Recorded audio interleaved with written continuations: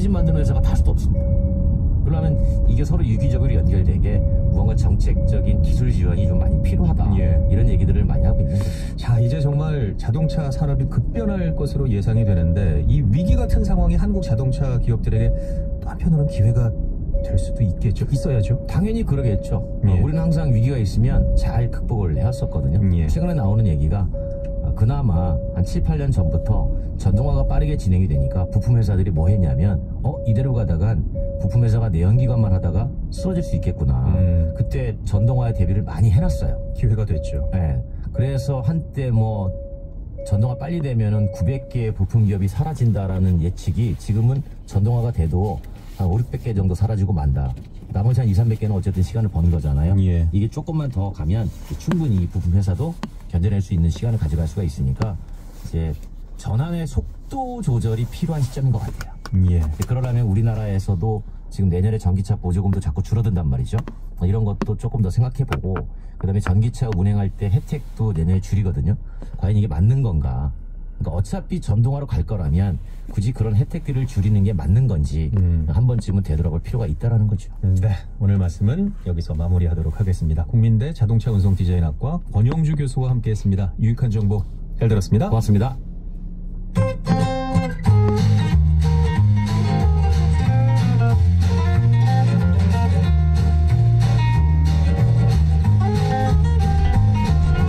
경제 맛집 투자 핫플.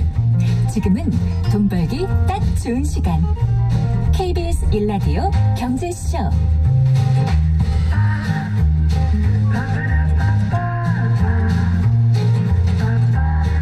한 주간 주식시장에 영향을 줄 주요 이슈와 일정 살펴보고요. 현명한 투자 전략도 짚어보는 주간 증시 동향 코너입니다. 자, 오늘도 LS증권 리테일 사업부 염승환 이사와 함께합니다. 어서 오십시오. 네, 안녕하세요. 자, 지난주 미국 증시는 다소 흔들렸던 것 같은 느낌인데요. 한 주가 미국 증시부터 먼저 살펴볼까요? 예, 미국 증시가 잘 달렸는데 지난주는 좀 빠졌습니다. 지난주 한 주간 다우가 마이너스 2.25%, 나스닥이 1.78%, S&P 500이 1.99% 빠지면서 연일 이제 사상 최고치 행진을 기록하다가 지난주는 좀 빠졌는데, 빠진 이유는 이제 FOMC가 열렸죠, 지난주에. 근데 연준이 이제 매파적이라 그러죠. 이제 금리 인하를 보통 한 내년에 4번 정도 할 거로 예상을 했는데, 이제 2번 정도밖에 안 할 것 같다. 금리 인하가 이제 좀 속도가 둔화되다 보니까 시장이 이제 그런 부분에서 좀 실망을 했고, 또 거기에 이제 주요 기업들의 주가가 워낙 또 많이 올랐었거든요. 이제 그런 것들이 조금 이제 부담으로 작용했는데, 특히 지난주에 그 테슬라 주가가 한 3.5% 정도 좀 하락을 한 게 좀 부담이었고, 근데 그런 가운데서도 약세장 안에서도 애플은 2.56% 오르면서 사상 최고치 또 경신을 해줬고, 요즘에 양자 컴퓨터가 또 되게 강세거든요. 이제 대표 기업이 이제 아이온큐인데, 요 기업에 그 투자한 한국 투자자분들이 굉장히 또 많다고 하시더라고요. 지난주에 31%나 더 급등을 했어요. 그래서 양자 컴퓨터 주들은 이제 제갈길을 좀 가는 모습들이 좀 나왔는데, 어쨌든 이제 미국 증시 전체적으로는 조금 이제 금리 인하 속도가 둔화될 거라는 이제 그런 이슈가 나오면서 좀 쉬어가는 한 주였다라고 말씀을 드리겠습니다. 자, 국내 증시는 지난주에 다시 급락하면서 부진한 모습을 보였는데요. 자, 한국 증시가 지난주에 부진했던 이유, 또 오늘 국내 증시 상황도 짚어주시죠. 지난주 이제 미국도 좀 흔들렸지만 한국은 좀 연일 좀 안 좋은 상황인 게, 일단 이제 미국 증시가 좀 변동성이 확대됐고, 미국의 이제 금리가 생각보다 좀 덜 떨어질 것 같다라는 이제 그런 우려가 좀 작용하면서 원달러 환율이 1,450원까지 한번 급등을 했거든요. 그러니까 이러다 보니까 외국인들이 또 이탈을 했는데, 외국인들이 코스피 시장 같은 경우 지난주에 이제 마이너스 2.3조 굉장히 좀 대량 순매도를 좀 하면서 증시에 좀 부담을 줬고요. 그러다 보니까 코스피가 지난주에 마이너스 3.6%, 코스닥이 마이너스 3.66% 이제 동반해서 급락했고, 또 이 삼성전자 하이닉스 경쟁사죠, 마이크론이죠, 이 미국의 이 회사가 실적 발표를 했는데 예상보다 좀 다음 분기 전망을 좀 안 좋게 또 전망을 한 거예요.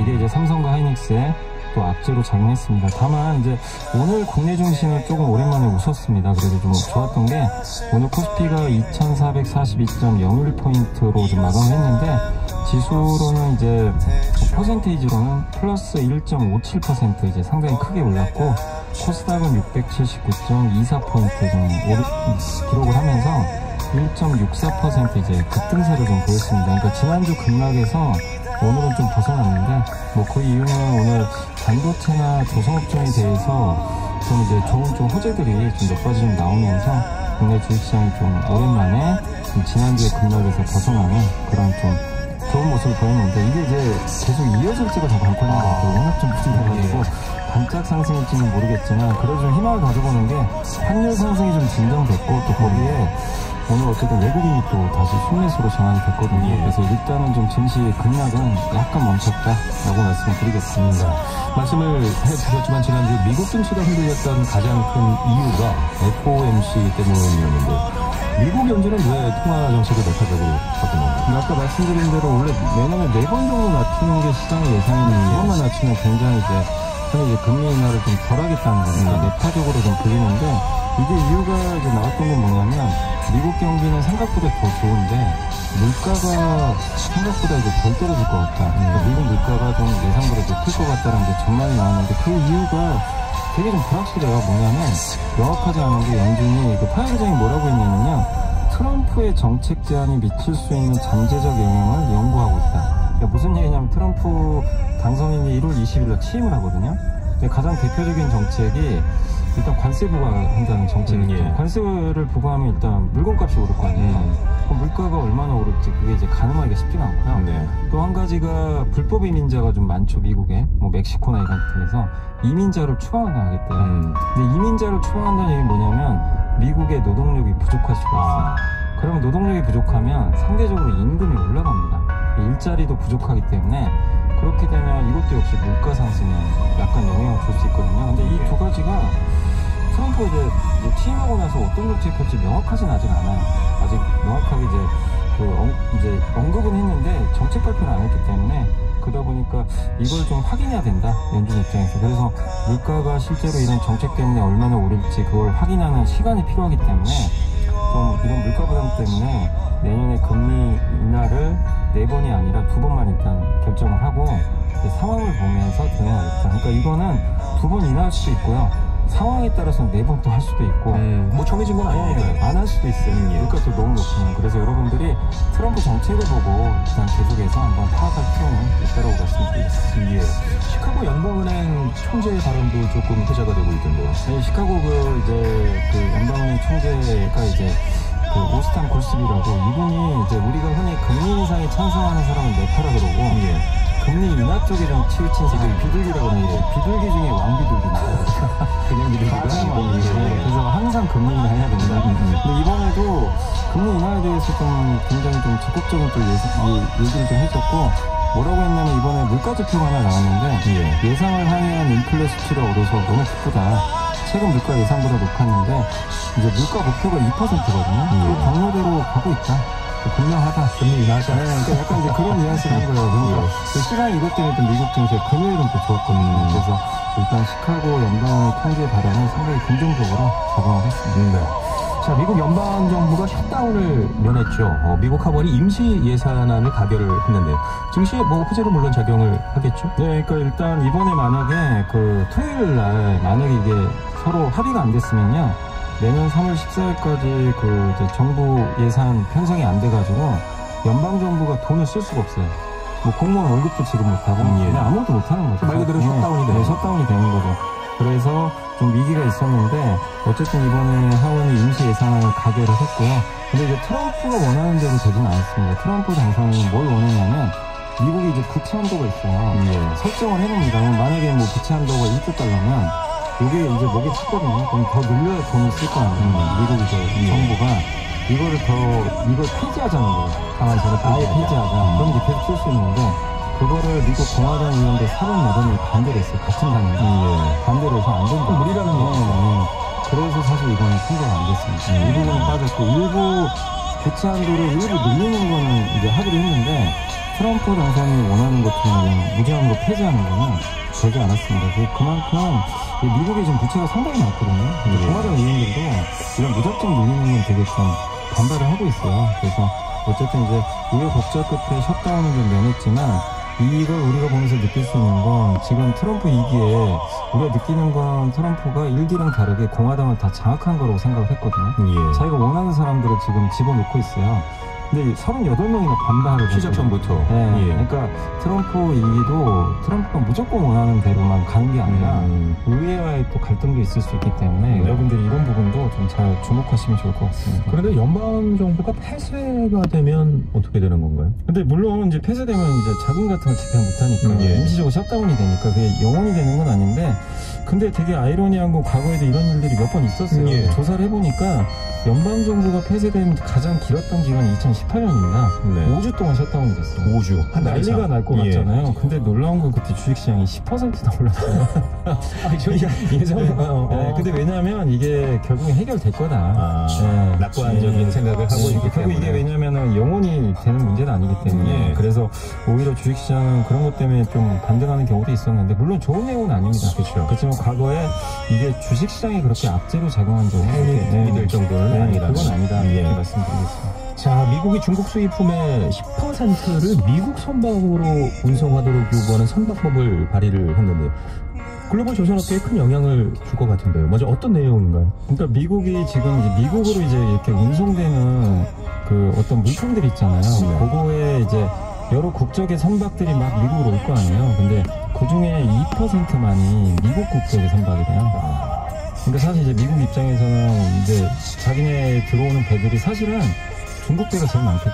중국이 왜냐면 컨테이너 선박 지금 경쟁이 1등이거든요. 그러니까 이제 사실상 이 법은 뭐냐면 이제 미국 선박을 되도록 이용하죠. 미국의 조선업이 지금 사실 망가져 있어요. 자국의 이익을 위한 역시. 그래서 이제 되도록이면 이제 우려 외국 집단이라고 그러죠. 뭐 러시아나 이란이나 중국을 이제 지칭하는 건데, 이쪽 선박을 쓰지 말고 이제 되도록이면 동맹국이나 아니면 미국 국적의 선박을 쓰였는데, 이거의 핵심은 어쨌든 미국 선박 이용하자는 게 가장 핵심입니다. 근데 이제 문제는 미국은 지금 조선업이 많이 좀 망가져 있기 때문에 이걸 좀 그 투자를 좀 유인하기 위해서 미국 내 선박을 건조하거나 수리하는 그런 이제 기업이 있으면 금융 인센티브를 제공하겠다는 거예요. 미국에 투자를 해주면.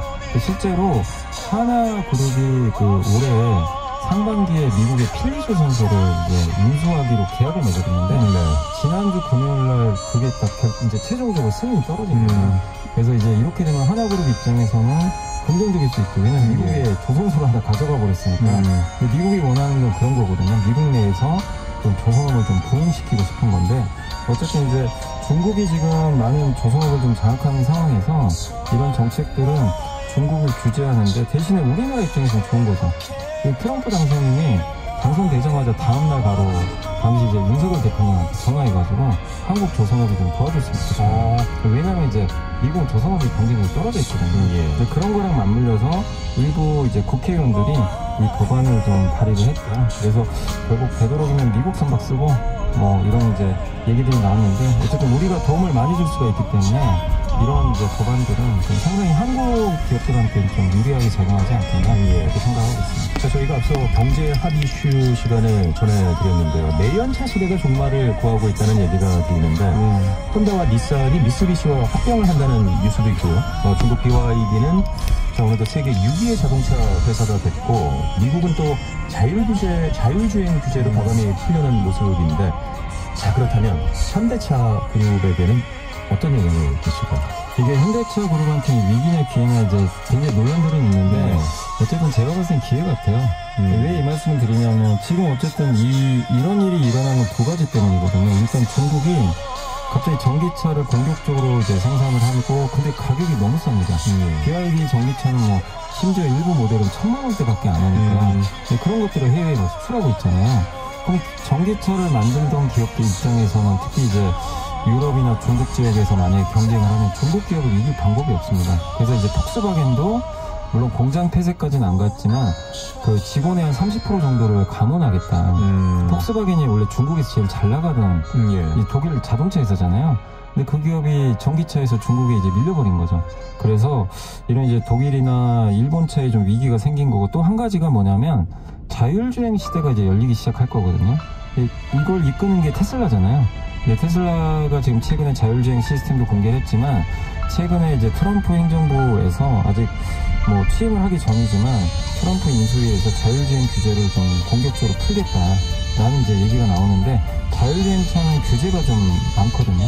왜냐면 이제 운전대가 없을 수도 있기 때문에 그러다 보니까 이런 규제를 풀어주면 자율주행을 이제 준비한 기업들은 좋은데 준비가 안 된 기업들은 자율주행차를 한번 또 타기 시작하면 사람은 이제 또 편한 걸 타면요 옛날로 못 돌아가고요. 돌아가기 힘들죠. 네, 근데 그거 예전에 우리 애플 아이폰 나왔을 때 우리 경험해봤잖아요. 노키아가 어떻게 됐는지. 근데 그런 시대가 이제 열리는 거죠. 그러니까 중국과 이 자율주행차의 시대가 지금 이제 개막되기 시작하고 있는데 여기서 준비가 안 된 기업은 도태될 수밖에 없어요. 근데 의외로 지금 일본 차하고 일본에 이번에 닛산과 혼다가 합병한다고 하는데 닛산이 되게 좀 힘든 것 같더라고요. 그러다 보니까 지금 혼다가 돈을 잘 벌어요. 근데 닛산을 약간 이제 가져가는 형태로 좀 가는데 손실을 떠안는 거죠. 그만큼 일본도 좀 쉽지 않고 아까 독일도 지금 경쟁력이 떨어져 있고 이 상황에서 그 과거처럼 그냥 흘러간다면 우리가 아무리 현대차가 잘 나간다고 해도 일본과 독일을 내연기관차에서 이기기 쉽지가 않거든요. 이들은 워낙 오랫동안 그 사업을 해왔기 때문에. 그렇다면? 근데 오히려 지금 바뀌고 있잖아요. 근데 현대차는 지금 준비가 잘 돼 있어요. 해볼만하다. 네, 구글의 웨이모라는 그 자율주행 차에도 현대차가 이미 아이오닉 5를 공급을 하고 있거든요. 자율주행 그걸 이제 위탁 생산해가지고 약간 이제 만들어주는 형태로 좀 하는데 그런 사업들을 지금 잘 하고 있고 또 전기차 경쟁력 또 내연기관차도 어느 정도 경쟁력 있는 기업이니까 그래서 이게 저는 현대차한테 위기라기보다는 오히려 뭔가 변화 속에서 기회가 될 수 있지 않을까 그렇게 좀 잘 되기를 좀 응원하고 있습니다. 저도 역시 응원하겠습니다. 자, 마지막으로 그럼 이제 주목할 만한 증시 일정 짧게 소개를 좀 해주시죠. 네, 그러니까 이제 오늘은 이제 그 미국 컨퍼런스 보드에서 소비자 신뢰 지수가 나오게 되고요. 이제 내일은 미국의 11월 신규 주택 판매, 수요일은 이제 대부분 국가가 휴장입니다. 크리스마스로. 목요일은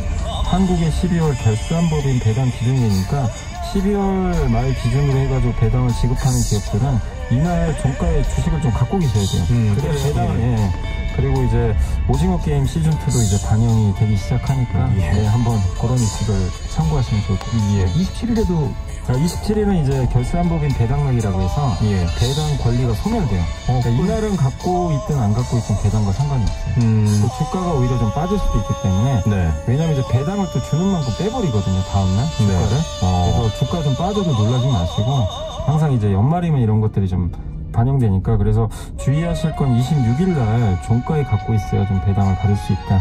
이걸 좀 말씀을 주주분들 꼭 기억을 하셔야겠습니다. 자, 오늘도 유익한 정보 잘 들었습니다. LS증권 리테일 사업부 염승환 이사와 함께했습니다. 고맙습니다. 네, 감사합니다. 네, 성경의 경제쇼는 여기까지고요. 저는 아나운서 김기만이었습니다. 애청해주신 여러분 고맙습니다. 안녕히 계십시오.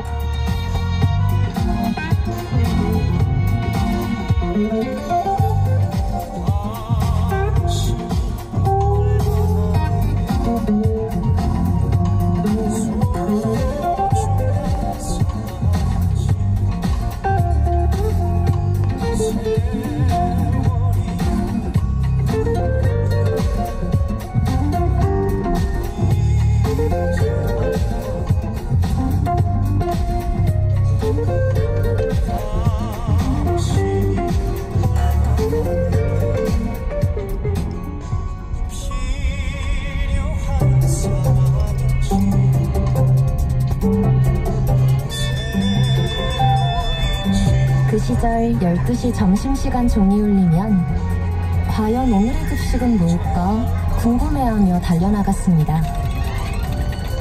직장인이 된 지금 시계가 정오를 향해 달리면 오늘은 또 뭘 먹을까 작지만 행복한 고민을 합니다.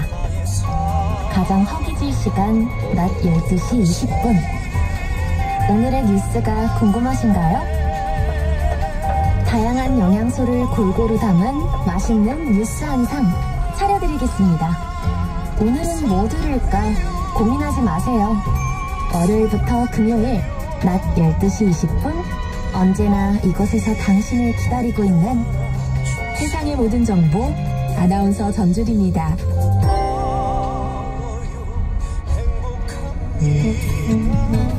KBS 라디오 기후위기 대응 캠페인 지구를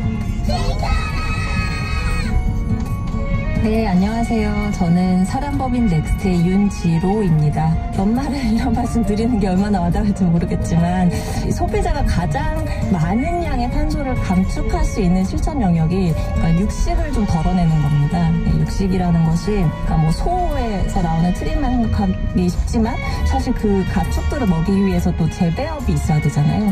거기서 나오는 탄소 발자국이라든가 물 사용이라든가 이런 것들이 엄청나게 환경에 부담이 되기 때문에 육식을 줄이는 거가 우리가 생각하는 이상으로 온실가스를 줄일 수가 있어요. 그래서 그런 것들 그리고 뭐 이제 비료를 덜 쓰는 유기농이라든가 이런 쪽을 먹어주는 것도 중요하고 곳곳에서 실천하고자 하는 개인들이 분명히 있거든요. 그런데 약간 그런 노력에 대해서 좀 조소하는 그걸로 과연 지구가 되겠어? 막 그런 식의 약간 뭐라 그럴까 비아냥? 이런 게 좀 있는 것 같아요. 그런 시선이 있는데 사실은 이런 개인의 실천이라는 게 꼭 내가 뭐 탄소를 얼마큼 줄여서 이게 뭐 우리나라 온실가스 감축에 도움이 된다 이런 맥락이 아니라 이런 어떤 개인들의 의지나 이런 것들 모여서 사회에 시그널 메시지를 줄 수 있는 거거든요. 조금 더 쉽게 움직이게 하는 어떤 흐름을 만들어주는 게 또 개인의 실천이기 때문에 누군가의 어떤 친환경적인 실천에 대해서 뭔가 이렇게 그래 뭐 이렇게 뭔가 조소하기보다는 좀 이렇게 응원하고 지지하는 문화가 좀 있었으면 좋겠습니다. 뜨거워지고 있는 지구. 지금 우리의 문제입니다. KBS 라디오 기후위기 대응 캠페인 지구를 지켜라 였습니다.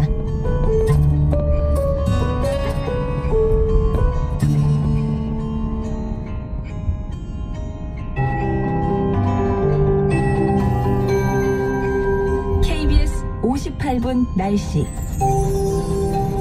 아침 기온은 평년보다 낮은 곳이 많았지만 오늘 낮 기온 서울이 6.7도까지 오르면서 평년보다 2, 3도가량 높아졌습니다. 어제보다는 무려 5, 6도 정도 기온이 올랐는데요. 일교차가 서울은 12도나 벌어진 하루였습니다.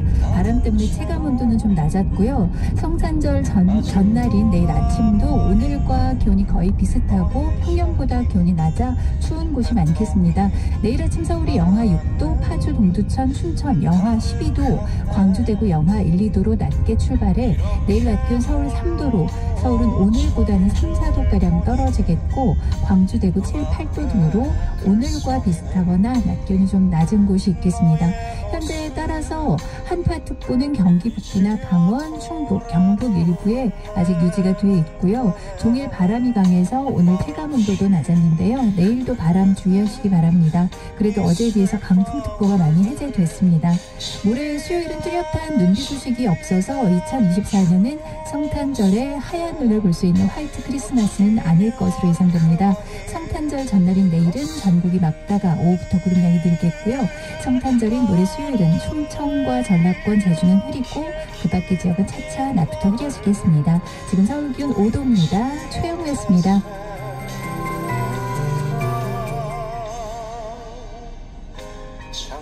한국인의 중심 채널 KBS 제1라디오가 5시를 알려드립니다. AM 891kHz, FM 103.7MHz, KBS 부산 제1라디오입니다. HLKB.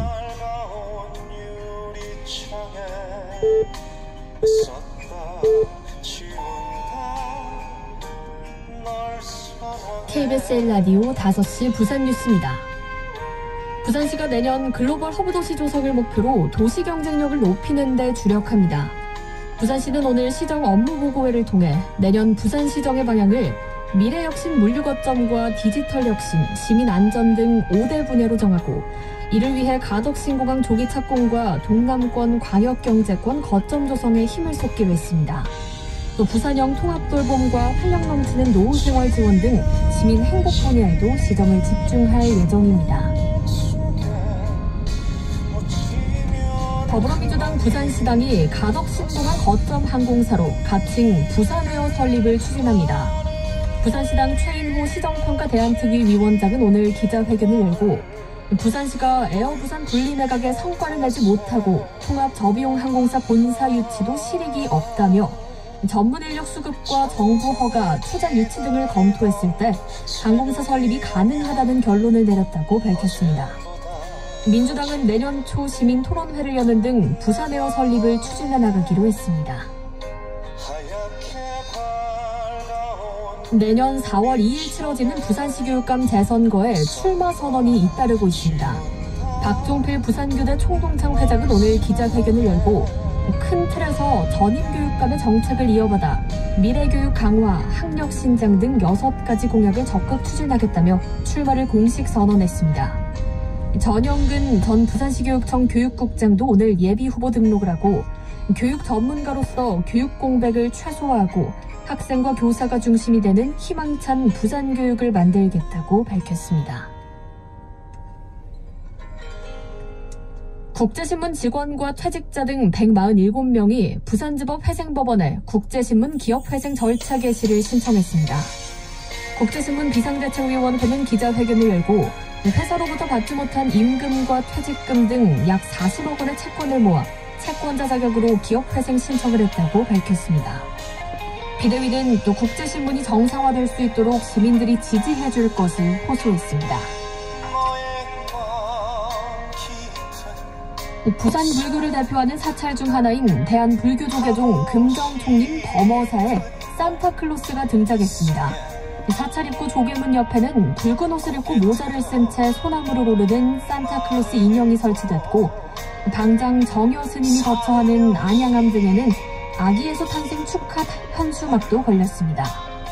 범어사에 다른 종교와 관련된 상징물이 설치된 것은 종교 간 화합을 강조해온 정여 스님의 뜻으로 오는 30일에는 사단법인 국제종교연합도 출범합니다. HJ중공업이 해군의 신형 고속정 4척을 수주했습니다. HJ중공업은 최신의 전투체계와 유도탄 기만체계, 원격 사격 통제 기능을 탑재한 신형 고속정 4척을 2,600여억 원에 건조하기로 해군과 계약을 체결했다고 밝혔습니다. HJ중공업은 해군 신형 고속정 20여 척의 건조를 모두 국내 수주하는 등 고속함정 분야에서 기술력을 인정받고 있습니다. 부산 개방형 연합대로 글로컬 대학 사업에 선정된 동아대와 동서대가 오늘 글로컬 연합대학위원회를 출범했습니다. 글로컬 연합대학위원회는 최고 심의 의결 기구로 에너지테크와 바이오에스, 문화 콘텐츠, 부산 헤리티지 등 4대 특화 분야를 중심으로 부산의 성장 동력 확보를 위한 정책을 추진해 나가기로 했습니다. 공동위원장은 박형준 부산시장과 이해우 동아대 총장, 장재국 동서대 총장이 맡았습니다. 구덕운동장 공사 현장에서 고양이 3마리가 생매장됐다 일부 구조됐습니다.